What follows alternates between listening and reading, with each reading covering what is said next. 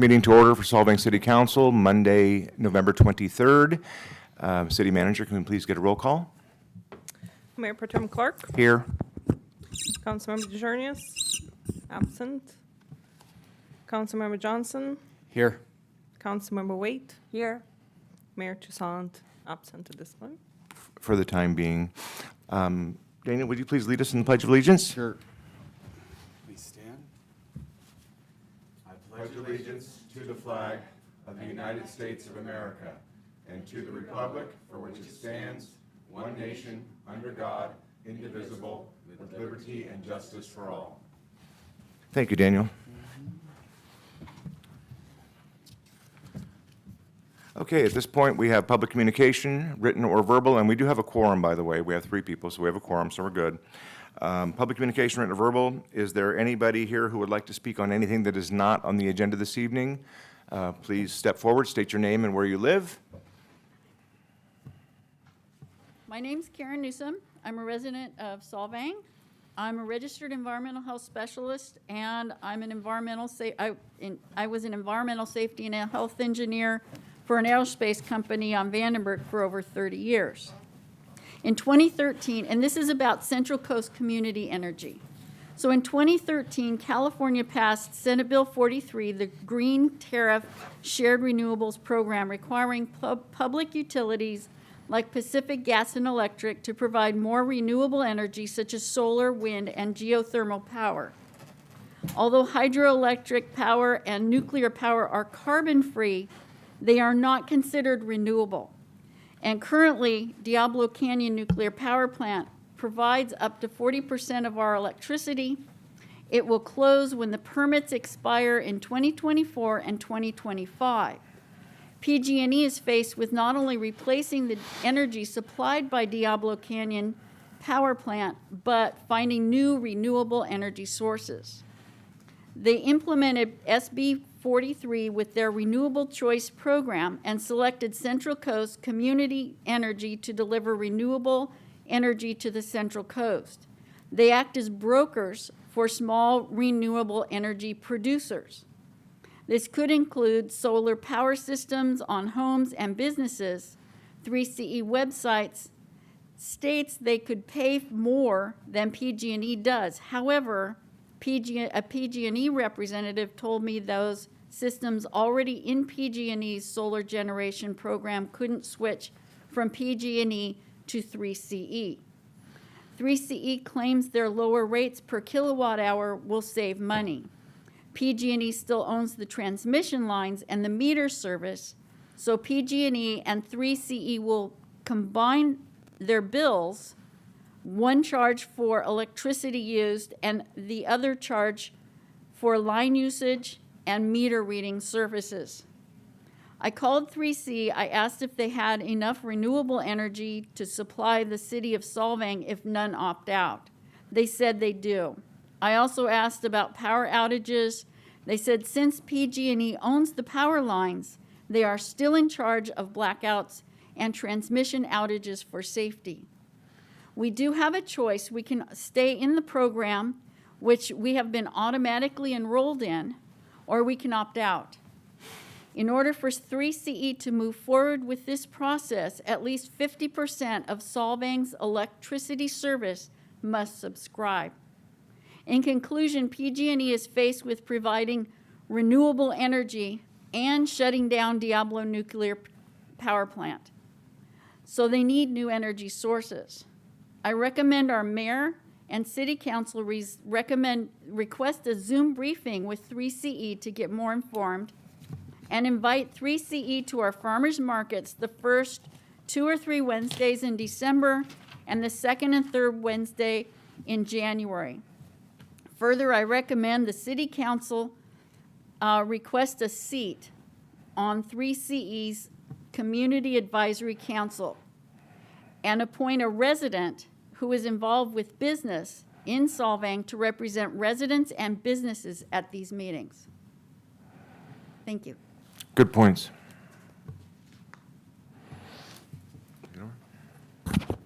Are there any other public speakers? Um, Do you have any questions? No. But the points are well taken. I'm going to follow up on this. Thank you very much. I don't see any more speakers in person. If anybody on Zoom would like to speak on items not on the agenda, please raise your hand or unmute yourself. I don't see anybody raising hands. Okay. With that, we'll move on to executive reports and advanced calendar. I have a fairly brief executive report today, and unfortunately, we start with not the best news for our county and many counties in California.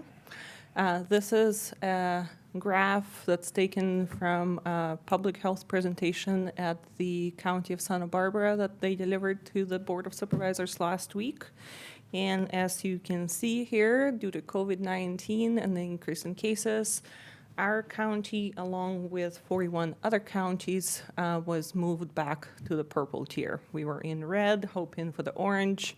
Now we are back in purple. So you see the graph on the left that shows where the state was as of November 10th, and then you see the graph where we are as of November 16th. Oops.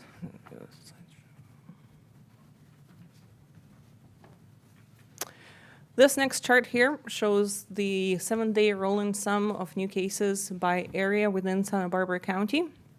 And you will see that even though the overall numbers have been increasing, the Santa Ynez area where we are and Solvang is actually this pink line that's very much on the bottom of the chart. So our particular area is actually doing much better than other areas in Santa Barbara County, just like we have been before. We are still practicing, safe visit solving tourism with our open Copenhagen Street, and still looking fairly good. However, now in the purple tier, there's many changes going back in terms of regulations, and all the restaurants are back outdoors only. So we are continuing to work with them on Copenhagen closure, and it's good that that setup was there, and it was a much easier adjustment going back. But one of the things that's worth mentioning is that our county is actually being more restrictive in terms of its regulations than the state when it comes to any gatherings.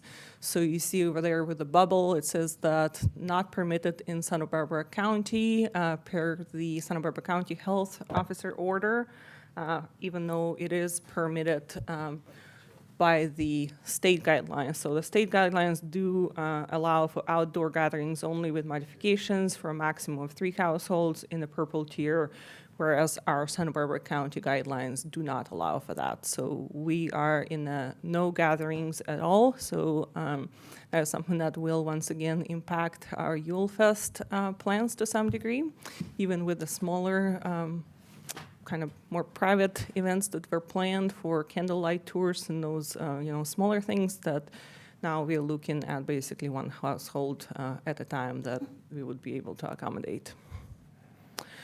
So having said that, we are still working on design guidelines implementation for Copenhagen street closure. All of the supplies are back ordered, so the last fairly significant addition that's going to go up on Copenhagen within those 2 blocks is the terrace lights, and those are arriving sometime this week from China, I believe. So those should be going up as soon as we get them, and IDK. I think we'll just disinfect them. How's that? And IDK is working once again on the Yule Fest. Obviously, there's no events, no drone shows or any other planned events. There will be a tree lighting and just some spots for Instagram that will be decorated so people can take pictures. And these pretty blue lights are also coming back to Solvang Park. Now, a few updates on operations. Our agendas have been fairly light lately, but it doesn't mean that there isn't much going on behind the scenes at the staff level. As you would recall, there was many things that were approved with the financial plan. And you did approve a contract for the general plan update, so that's in the works. We have plans for the kickoff on December 4th, so there may be a group of folks with suits walking around town, so don't be surprised, even though it's unusual for Solvang. We are also moving forward with projects, a variety of projects on information technology updates, including migrating fully to the cloud, which will enable us to much more securely handle our data. We are also implementing the recently approved changes that you made to the purchasing and the budget policies, working on a number of updates on the human resources policies and procedures, which were also out of date, and just bringing those up to current standards, and as well as any of the new COVID regulations that we need to be compliant with. Also working on general fees update. That RFP is currently out, and the water and wastewater fee update is going to be, the RFP will be issued shortly, and that contract will be coming back to council for approval. That will be a more significant cost. The Central Coast Community Energy that we just heard about from the public comment, as you would recall, the City of Solvang elected to enter into the 3C about a year and a half ago, and we share a seat between Solvang and Guadalupe. And so Guadalupe is representing both Solvang and Guadalupe for the first 2 years, and then we've flipped, and Solvang would be representing and going to those meetings and those board meetings. What 3C is requesting everybody to do, and they need to, obviously we are in it, and so if people don't opt out, they're automatically entered into this program. And the 3C is currently going through that enrollment process, and there will be a letter that's a little picture from the top of the letter that will be going out with all of the utility bills this cycle, to where there's a notification of the fact that there will be a number of, looks like 5 different times when they would be holding webinars for people to become acquainted with this program and to decide whether or not they want to continue with the program, learn more about it, or to opt out. I would say that the flyer has very, very tiny print on the back that talks about opting out, so we'll do our best to let people know that if they don't want to be part of this program, they actually have to take an active action and opt out. We are also working on communications updates and improvements with the website, moving forward with that, and also with creating a quarterly newsletter that kind of lets the public know what happened, what are the news from the city over the last quarter, and then what's coming up going forward. On advanced calendar, we have on December 14th, as I've presented to you at the last council meeting, is going to be the acceptance of the election results. That's a resolution. We will start with the council accepting the resolution and then have a short break and a short reception, although there may not be much of a opportunity for reception at this time because it's COVID-19. So we will encourage everybody to participate remotely in as much as possible. There will be very limited room here for people to be in person. Another item on the December 14 agenda is going to be just the public testimony hearing for the Santa Ynez Valley Tibet renewal. So that's a time when there's no decision made, but it's just going to be an opportunity for the public and for the hotels to come and provide comment to City Council. The comprehensive annual financial report, that's the audited financial statements, will be ready for December 14th as well, and will be presented to council for approval. And the water and wastewater fee study contract will actually be coming later in December or January. And then, of course, in December and January, there will be a process that council will need to decide on how they want to approach this and what methodology and timing for appointing the Planning Commission members and the Planning and Design Commission committee members, which all of those terms expire on December 31st. And then in January, we'll be talking about the mid-year budget review and that mid-year checkpoint and any adjustments that need to be made. And also will be another notable project is the wastewater treatment plant alternative decision between alternative 3 and alternative 2. And that concludes my report. I'm sorry, Mr. Mayor. Zena, did I miss the item on the outdoor patio ordinance final adoption of the Planning Commission recommendation? That is not something that I have had on the advanced calendar, but that is something that the mayor can put on the agenda. It's fine. It's been trailing since, I believe it was July when the Planning Commission adopted its recommendation to you, and your interim ordinance actually expired a couple of months ago. Oh, it's too long. Let's just get it done.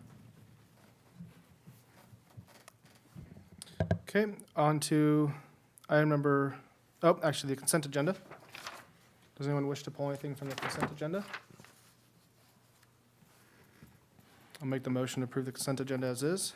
I'll second it. It's been moved and seconded. Mayor Pro Tem Clark, Yes. Councilmember DeJarnius, Yes. Councilmember Johnson, Yes. Councilmember Waite, Yes. Mayor Toussaint. Yes. All right, on to item number 4, an ordinance of the Solvang City Council, an ordinance of the City Council of the City of Solvang, California, replacing Title 14 Stormwater Management Regulations. Staff report. So this is actually a second reading and an adoption of the amendment to the ordinance. So staff had report on this item at the last hearing. Today is just a formality of having a second reading and giving the public an opportunity once again to comment on it if there is any comment. Other than that, we don't have any additional staff report unless you have any questions.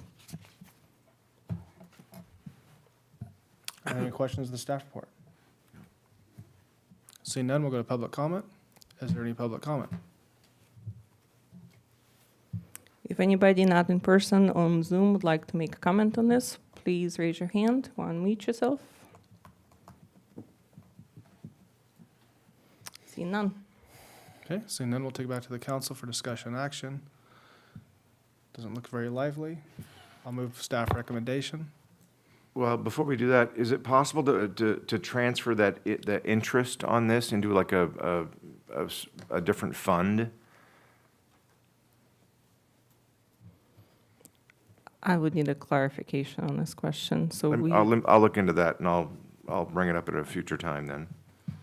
Yeah, there's a line item with close to $82,000 that's accumulated in interest. I don't know if it was, I'd have to look back through here, but there had been some emails that had been received regarding that, if we could possibly use interest from that line item towards a wastewater fund so that we could possibly help relieve new developers of some of the fees that would be associated with this. You know so what I'm talking about, Matt, hopefully?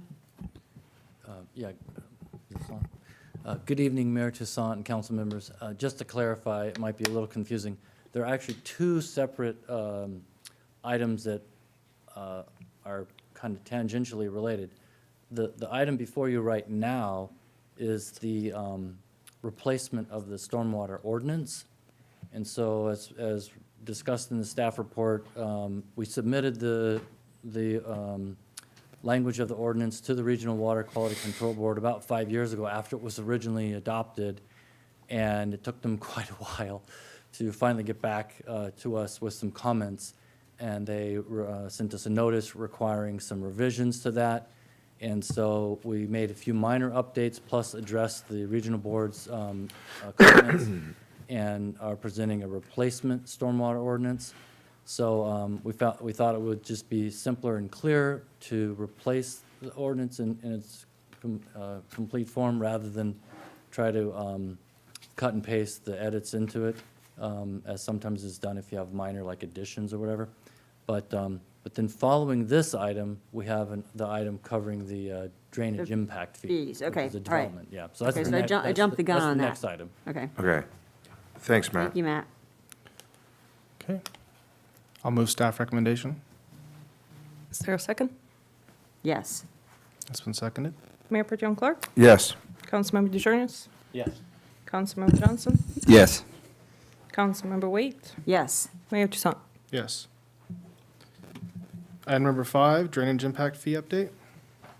All right, again, good evening, Mayor Toussaint and council members, Matt Vanderlinden, your Public Works Director, and City Engineer. I forgot to introduce myself. Bridget Elliott is here with me today, our Associate Engineer, and Bridget is our Stormwater Manager and also been heavily involved with our the city's first ever storm drain master plan that we completed about a year and a half ago. And at that time, we completed a subsequent technical memo that is included and attached to your staff report that discusses the drainage impact fee. And that's the second of 2 technical memos where we had brought in consultants to analyze our existing drainage impact fees and make recommendations to us. So with that, I'll turn it over to Bridget. She'll have a brief presentation.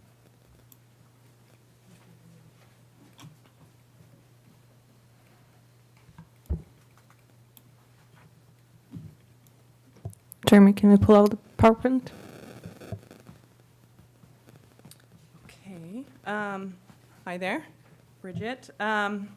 So the drainage impact fee, the city of Solvang has had, have not updated their drainage impact fees. You can go ahead and go to the next slide. They haven't updated their drainage impact fees in a very long time, at least as long as both of us have been staff members here at the city.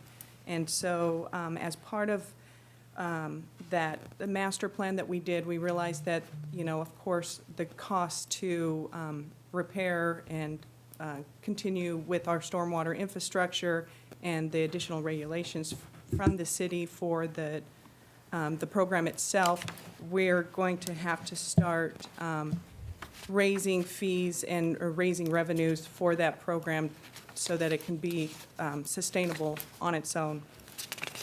The city's current drainage impact fee, they charge $100 for a single-family home or open land use, and then $500 for pretty much everything else. And that's been consistent for over the last decade. The fee that we're proposing tonight would apply to all new and redevelopment in the city, and we're hoping that it will help begin to offset some of the costs for the program itself and for the improvements required to accommodate the additional impervious surface that's created from the development. These fees, of course, would help us with our infrastructure improvements and as they've been laid out in the stormwater master plan that was completed last summer. Go ahead and next slide.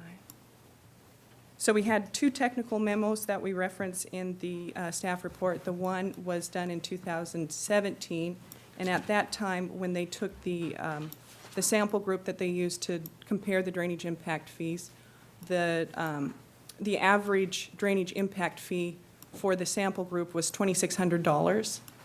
And so that was the first staff report, or the first technical memo in 2017 that we referred to. The second one that is more recent and done last year in sequence after the master plan was the one that we used to calculate the rate that you're seeing in the staff report.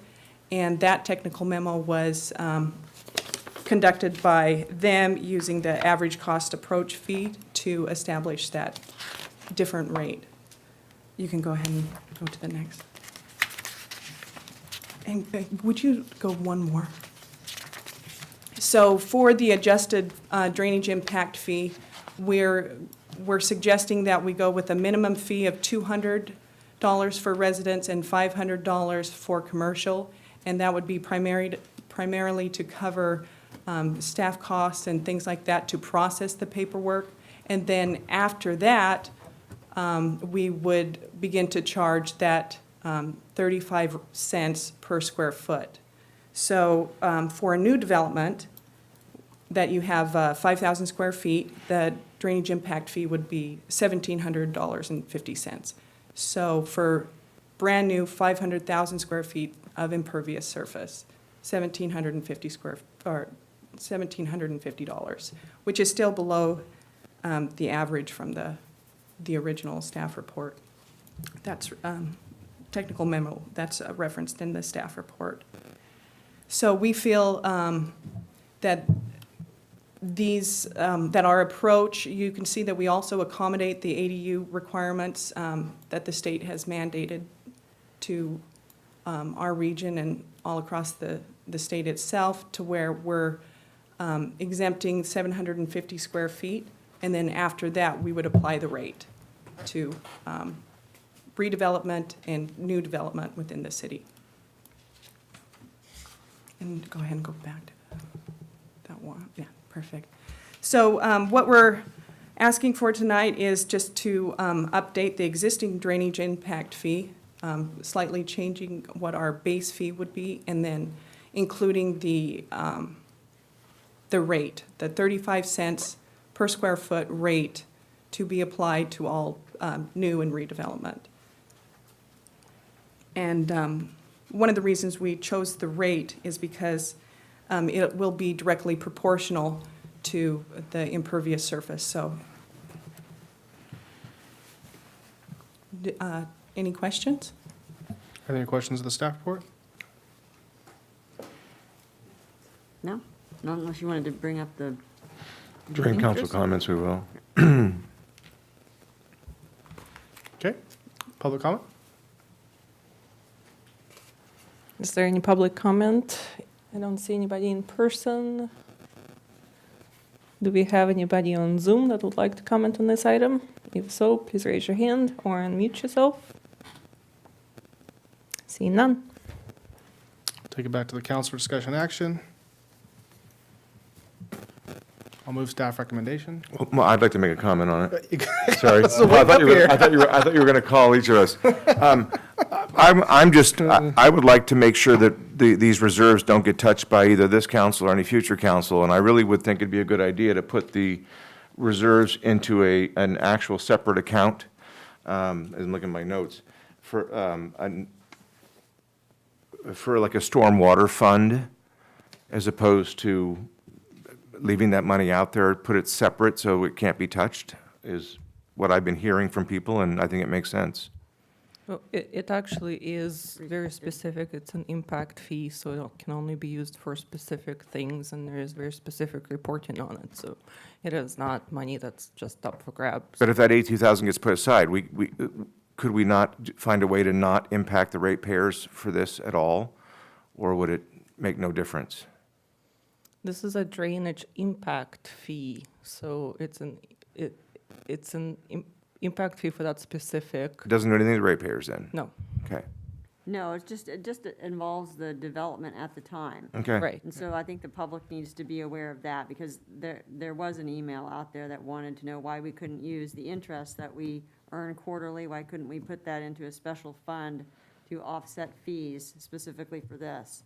And so the public needs to realize that this is for development at the time. It's not gonna go out to every homeowner or resident in Solvang. Correct. It's only a development fee. Once again, it's subject to very specific laws, can be used for this very specific purpose. And all of the interest actually is tracked very specifically to the specific source where the original funds come from, and then any interest earned is distributed for the same purpose. Okay. Whereas we have in the past, we have been paying for stormwater management out of the general fund. We are, yes. Right. This does not cover all of the Right. stormwater management costs, and yes, we have been having discussions about this, and stormwater came out with new regulations about, I want to say 3-4 years ago, where there were significant increases in costs to all municipalities, and it was an unfunded mandate from the state.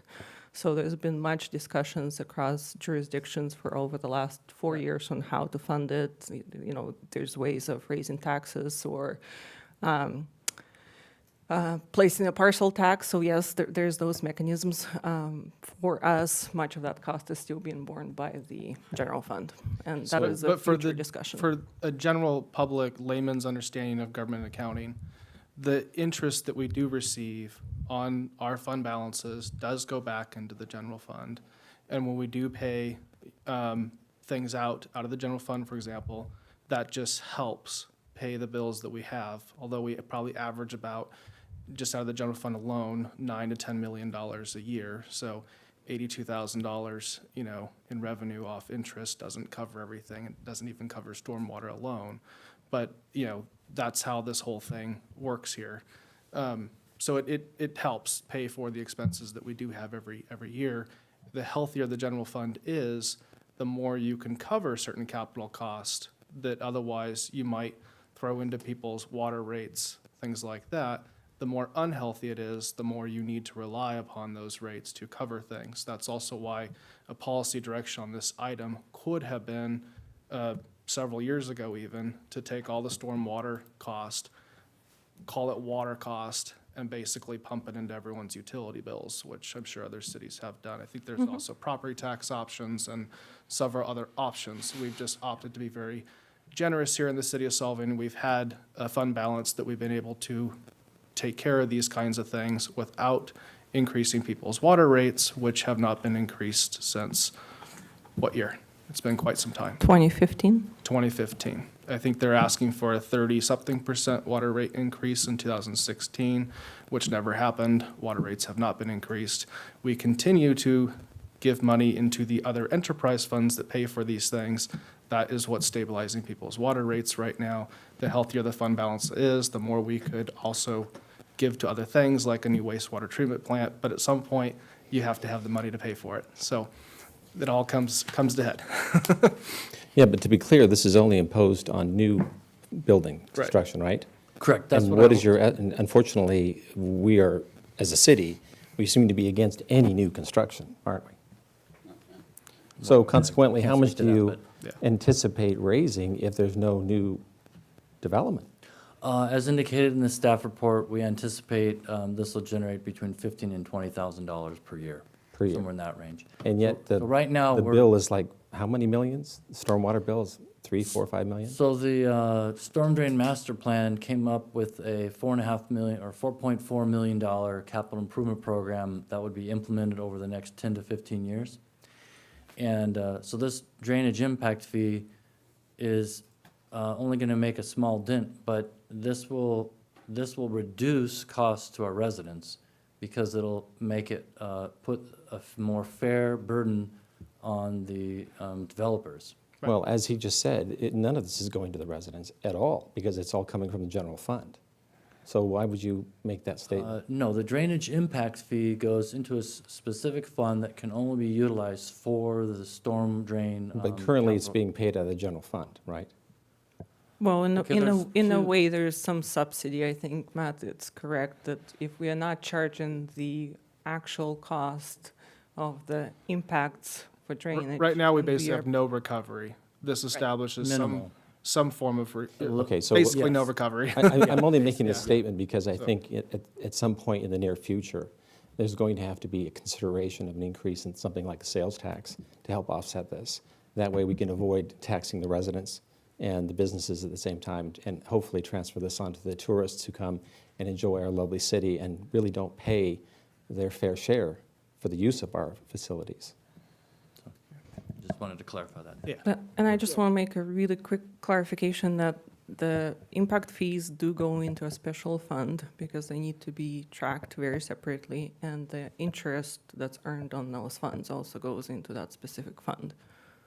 So But it's really all in that. minuscule. And It's you're- very and you're- small, And yes. you're going to need to raise, So- how much per year? The prior direction, just so it's clear, this mayor, the prior mayor, we both agreed that we don't want to really charge out stormwater. And so the goal, both myself and the prior mayor, was to not charge that out to the residents. And the general fund, we can make it healthy enough to be able to pay for this.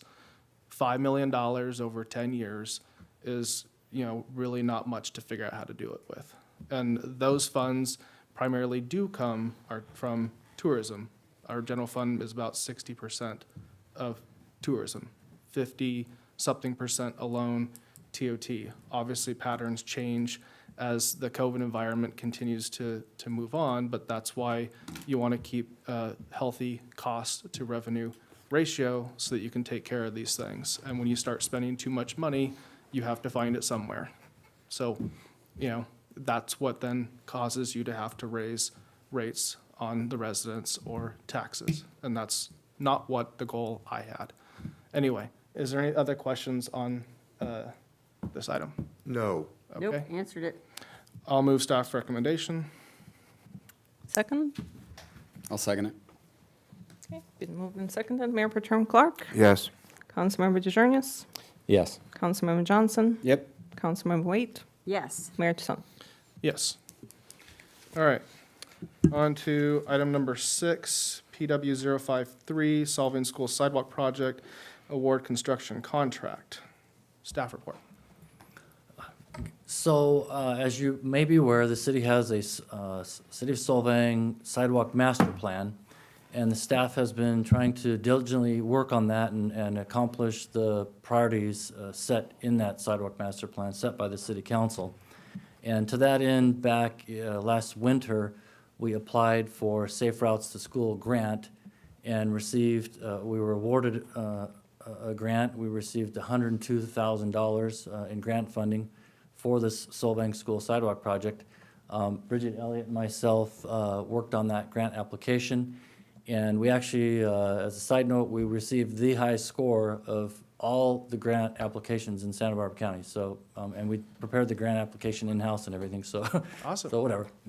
Thank I you, know, thank I you know, both. I pat myself on the back. Staff. So whatever, we were proud of that. So, Well, you should be.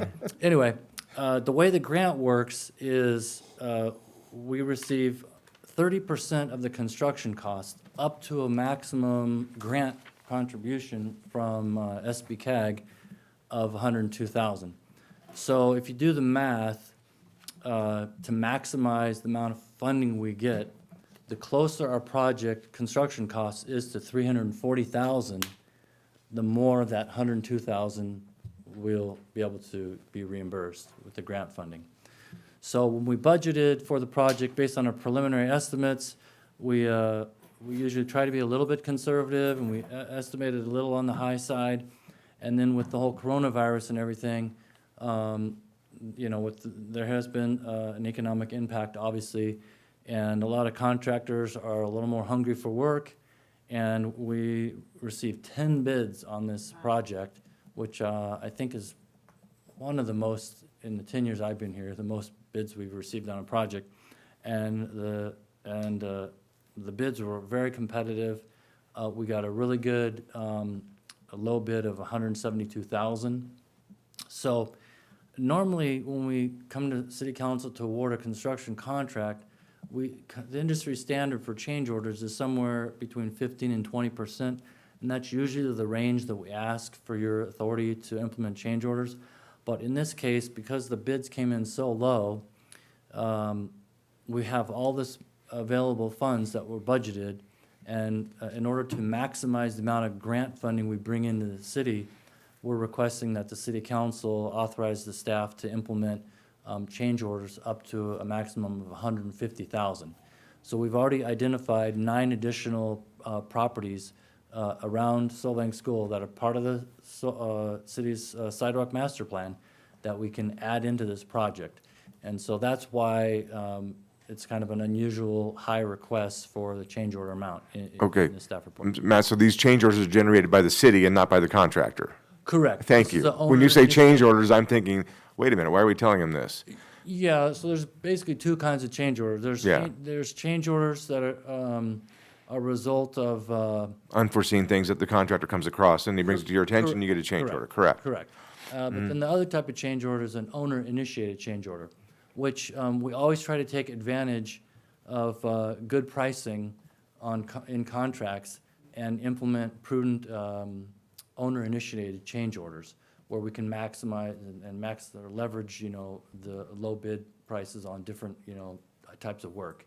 So I will mention too, there's been some questions in the past when contractors' bids have come in real low. Hey, what about this guy? Are they some shady contractor? No, they whatever. just make it up in change orders.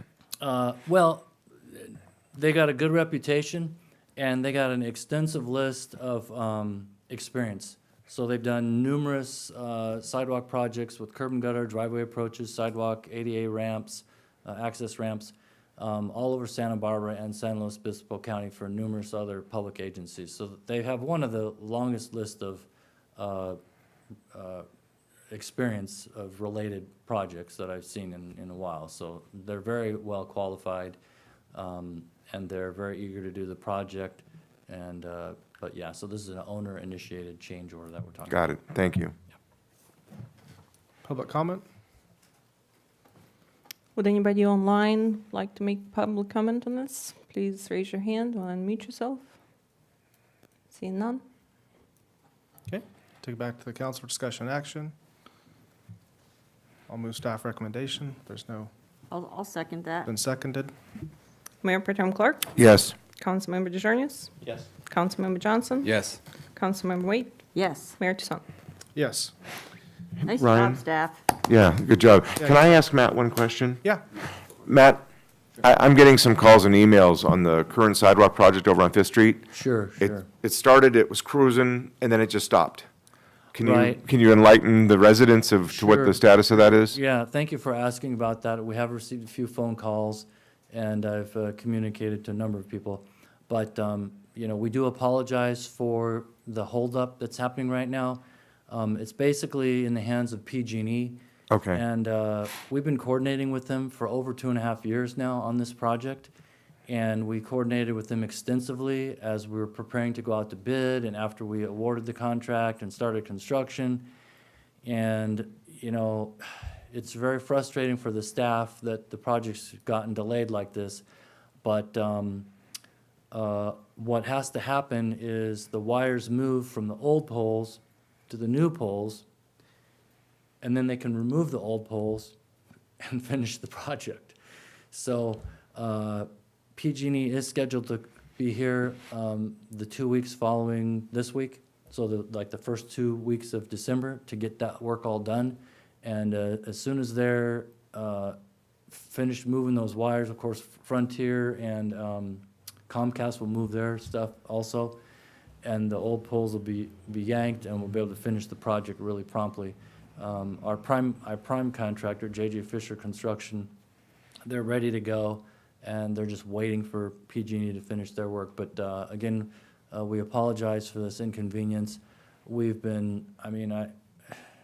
had, extensive coordination with PG&E over the last 2.5 years, and to have this delay like this is just, it's very frustrating for us because, everything else was running very smoothly. And So you think 2 weeks, roughly 2 weeks, not from now, but that's- about 3 weeks that's from the now, it latest should be they wrapped told up? us. As of about a week and a half ago, they told us their latest schedule is the first 2 weeks of December to have everything moved.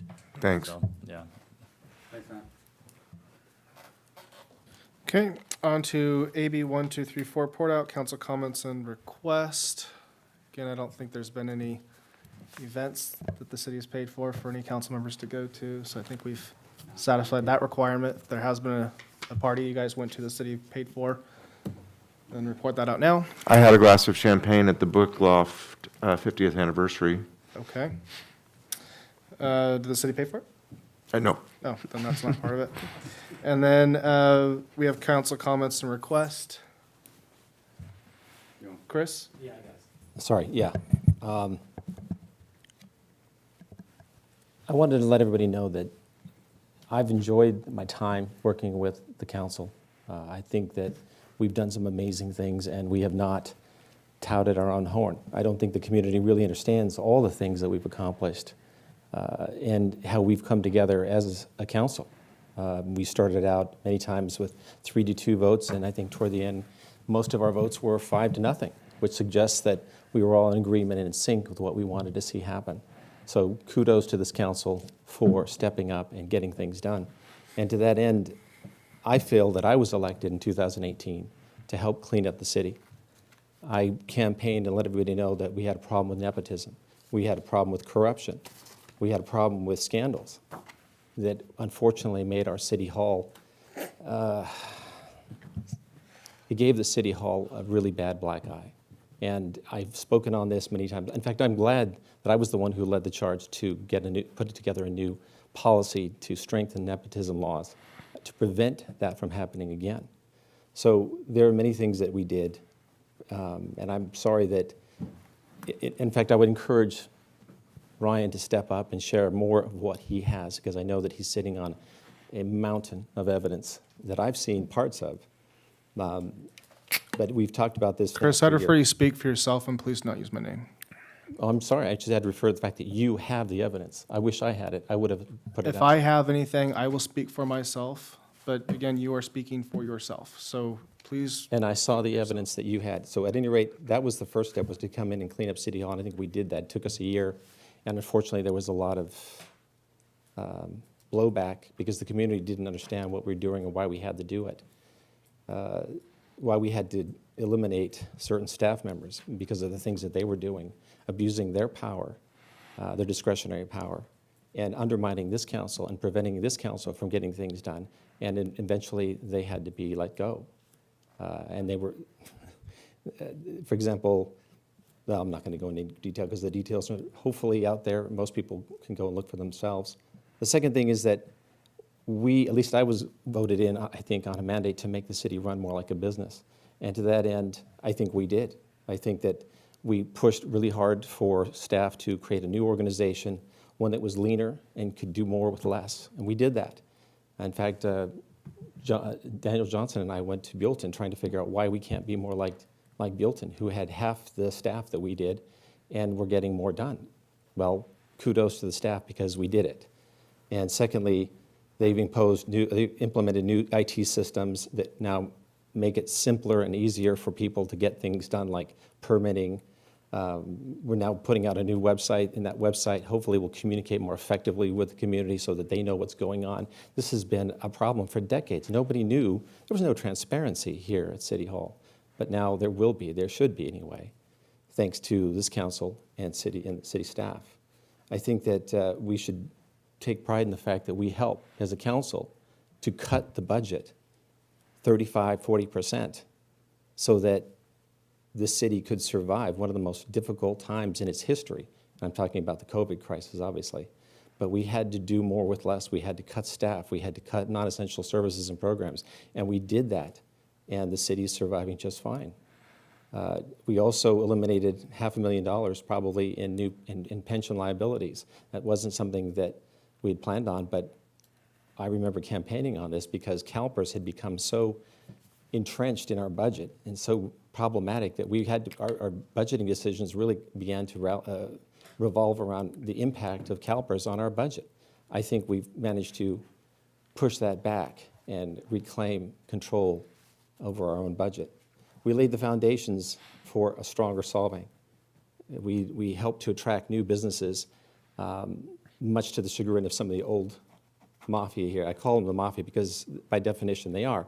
They're a crony mafia. They're a bunch of old guys who have been working in this community for a long time. God bless them. Some of the things they did were great. But at the same time, they began to use the city as their own personal piggy bank, and we stopped that by getting rid of some of the organizations that they had put in place to market their businesses, advertise their activities. And we showed the community that we could do better. We could do without those organizations. We could save that money.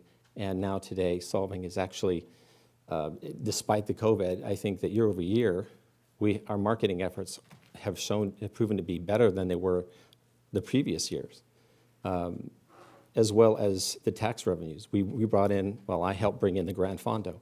I helped bring in the Fall Festival. I helped bring in or expand Yule Fest from a 2 or 3 day event to a month-long set of activities. The idea was to celebrate the community, get the community to rally around these ideas, and to have the tourists share with the local residents, as opposed to this being all about the tourists. So again, we probably saved $3.5 million in terms of budget expenses, streamlined operations, brought in new activities that the community truly embraced and loved. And I think this evening was another good example of how we're using lights to make Solvang a more compelling place to visit, not just because of events, but because we're trying to build a new culture, a new business culture, a new cultural identity that even the residents want to embrace and the residents want to stay and enjoy. And not just Solvang, but the rest of the valley. I think we showed the rest of the valley that we are part of a bigger vision.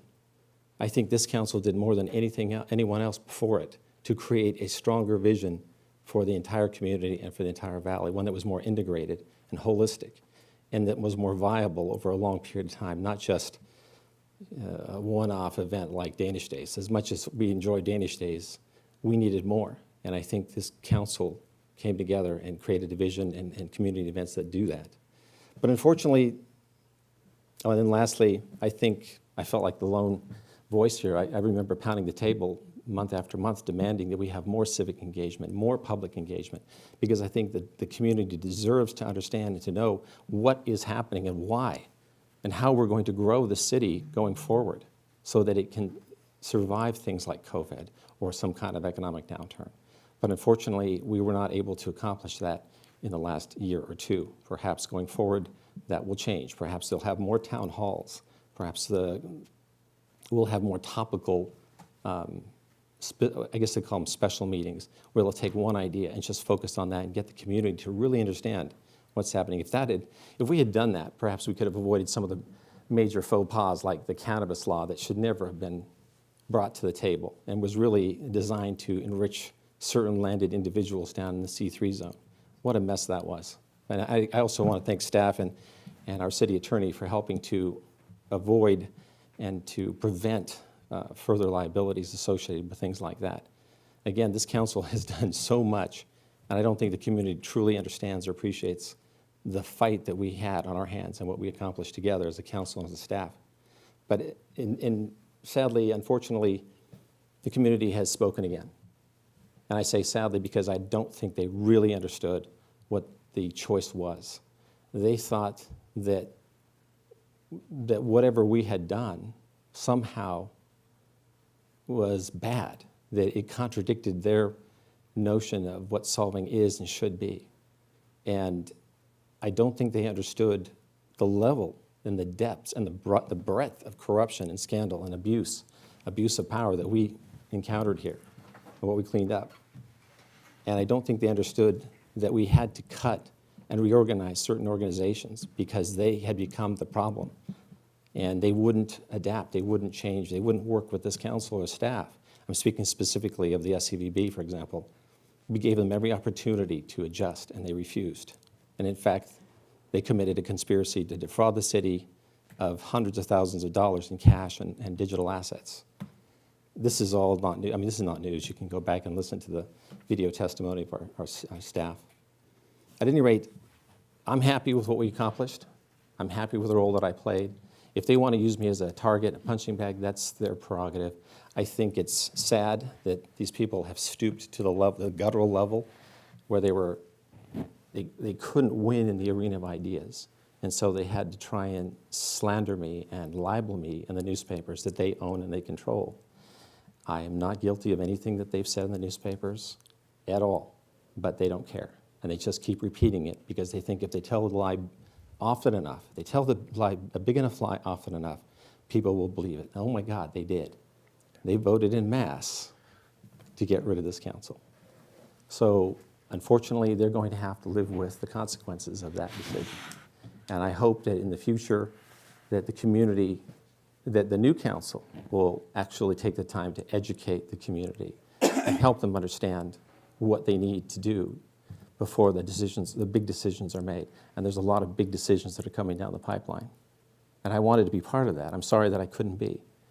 But that's politics. So yeah, I laugh. I laugh at people when they come up and say the darndest things, because what else can you do? And I smile because I wish I could take each person aside and give them the full knowledge that we have as a council and as a staff so that they can help us support and reach the right decision for the community. And maybe the next council will do that. Maybe we failed and the next council will step up and do that. Again, thank you guys. I think you guys did an amazing job. I think we as a council did an amazing job, and maybe in years to come, people will look back and say, shoot, we needed more of that. Let's go back to that. Okay. Daniel? You want me next? I echo what Chris said. I thoroughly enjoyed myself these last 2 years serving with you guys. I only have one other thing to share. I have a short video. It's about a 5-minute video that I wanted to share regarding the situation that we're in with COVID and lockdowns and my feeling on how we should be handling this. So I believe they have it queued up. If I'll introduce it, there's a representative for Roseville, El Dorado Hills, and Mariposa. His name's Tom McClintock. He's a House rep, and I thought we could share that so you could get my sentiments on my feeling about what's going on right now. Okay. Ready, Jeremy?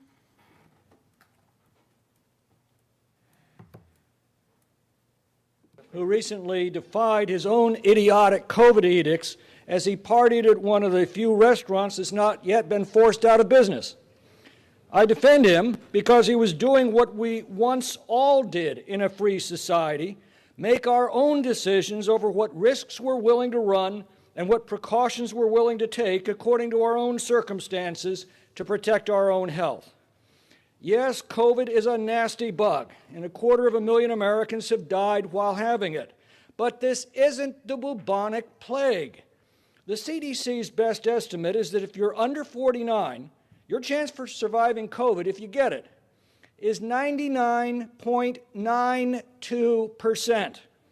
Even if you're over 70, you have a 94.6% rate of recovery. 40% who get it don't even know they have it.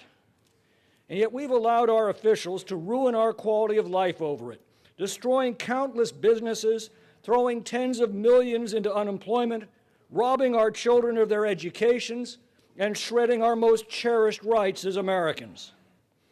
Governor Newsom's night of partying should be a wake-up call for every American. Every time we step outside our homes, the risks that we face multiply. A free society assumes that its citizens are competent to assess those risks, balance them against the avoidance costs, and to manage their decisions in a generally responsible way. It's called common sense, and it's a necessary prerequisite for self-government and liberty.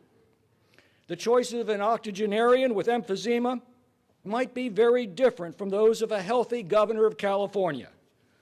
Only a fool would claim the omniscience to make an informed judgment for every person in every circumstance in every community.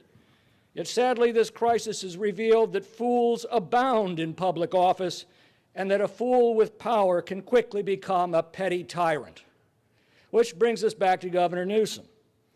These government nannies love to tell us that they're just following the science. Well, what does the science actually tell us? It tells us that COVID poses virtually no risk to children, but can be severe among the elderly. So what did these lockdown leftists do?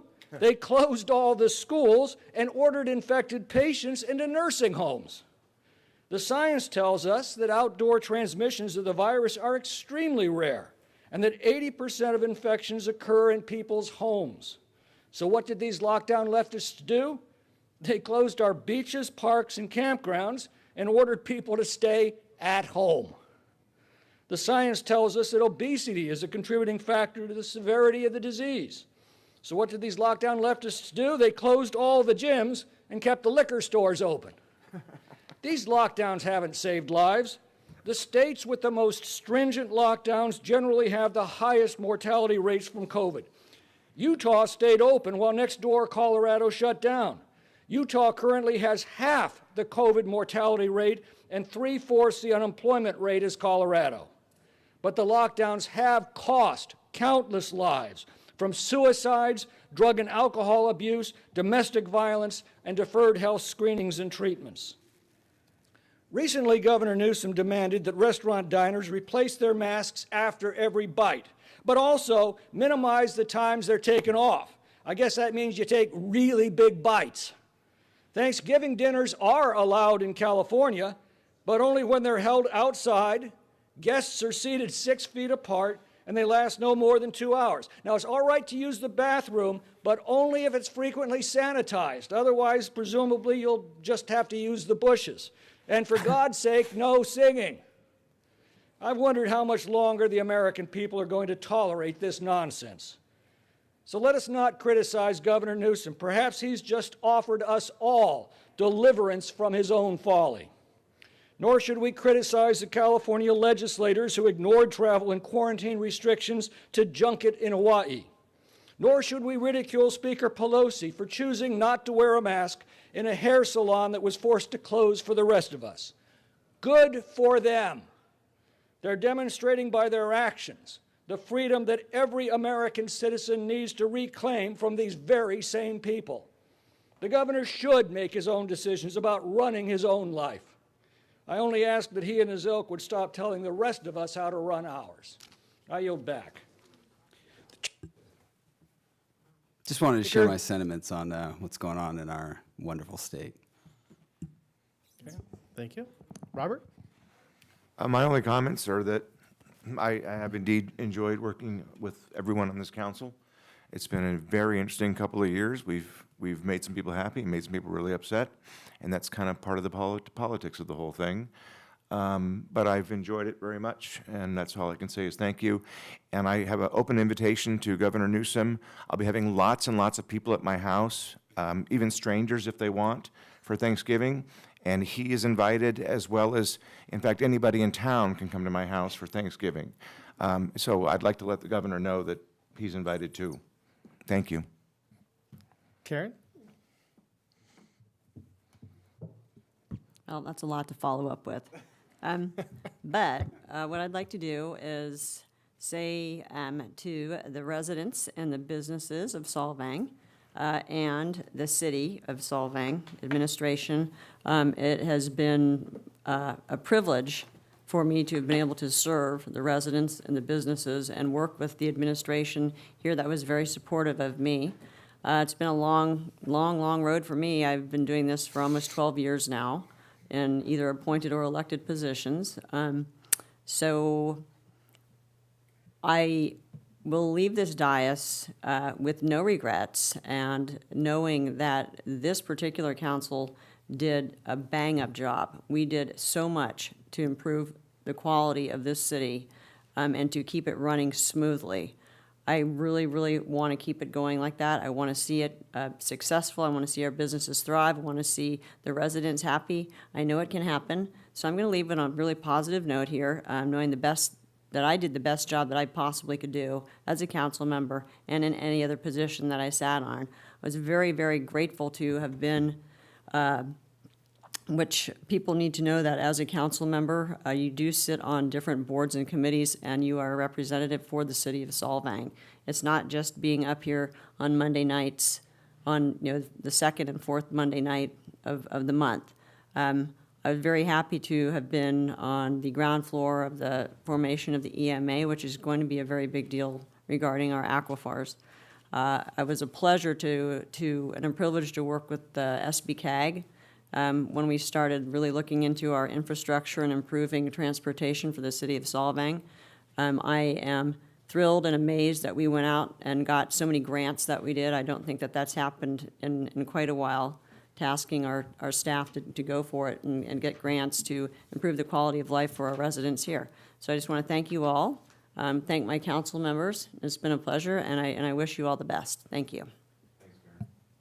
Okay. I had a couple things. One was I just got back from Mexico, so I'm a little out of touch with what's going on. But someone called me today. Is there now a curfew? 10 to 5 a.m. Yes. So it's stay-at-home And order. what does that mean? It's very similar to the way it was when COVID hit originally, but back then it was stay-at-home at all times. This is stay-at-home between 10 p.m. and 5 a.m. So coronavirus is scared of 10 p.m. to 5. Yeah. 10 to 5. Yeah, So you can still go buy groceries and be an essential worker, but other than that, you're supposed but to watch stay. out after 10. Is there an essential workers list? Yeah, the liquor stores will be open. Oh, the liquor stores open? Yeah. Okay. All right, I Oh, think and I'm the- going and the back to marijuana- Mexico next week. Marijuana and liquor stores.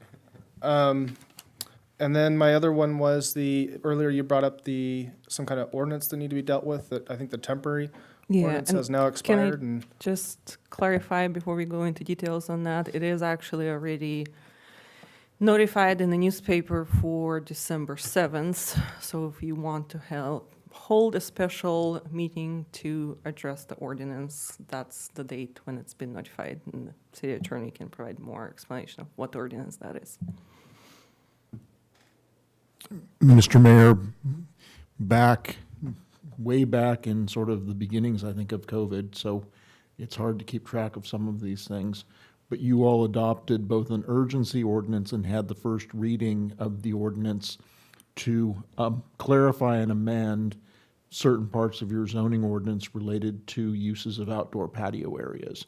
And I'd note in particular the businesses that have been fairly successful along Mission Drive all took advantage of that urgency ordinance. The second reading of the urgency ordinance was deferred until after your planning commission reviewed and made recommendations on the long-term ordinance. They did that, I believe it was at their meeting in July. They made no changes at all to the ordinance as you had originally seen it and had the first reading. That needs to come back to you, though, for the second reading and formal adoption. And for various reasons, including vagaries and noticing in the newspaper, it's just kind of drug on. So it's now scheduled for December the 7th. And when I asked about that, it's because I thought you all needed to know that you are going to have a meeting on December the 7th to finally adopt that second reading and adoption of the ordinance. okay. Well, I'd like to get that done, because I'm a little frustrated that things linger that way, and it's even gone past our own temporary thing there. And I want to compliment staff on the report earlier tonight regarding the wastewater management. I know I've fought that one kind of tooth and nail, as the goal was to get the city's general fund to pay for most of that and not increase the rates to the residents. And I believe that that's a minimal charge to start giving us some kind of recovery. It's still, again, not much against what's actually costing us right now. But so thank you guys for doing that. Good job. Other than that, I can't believe we have a curfew in place. I'm going to book more tickets to Mexico when I get home, because I can't do this anymore. Anyway, Plus have a good night. Thank you. We're adjourned.